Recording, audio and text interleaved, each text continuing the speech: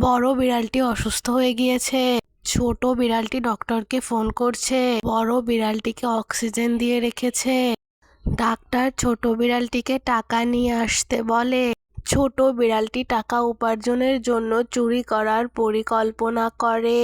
সে চুরি করার জন্য একটি বড়লোক বাড়িতে ঢোকার চেষ্টা করছে।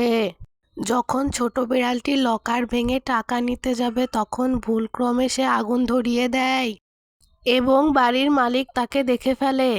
বাড়ির মালিক তাকে ধরে নিয়ে কোথায় যাচ্ছিল এবং কি করেছিল তা যদি তোমরা জানতে চাও তাহলে চ্যানেলটিকে সাবস্ক্রাইব করে পাশে থাকবে এবং তোমাদের বাড়িতে যদি কেউ অসুস্থ থাকে তার নামটি কমেন্ট বক্সে লিখে যাবে এবং ভিডিওটিতে একটি লাইক করবে। বাড়ির লোকটি তাকে একটি কাগজে সাইন করায়। বাড়িওয়ালা তাকে অনেকগুলো টাকা দেয়। বিড়ালটি তার মায়ের কাছে ফিরে যায় এবং পরবর্তীতে বাড়িওয়ালার সাথে তাদের ভালো বন্ধুত্ব হয়।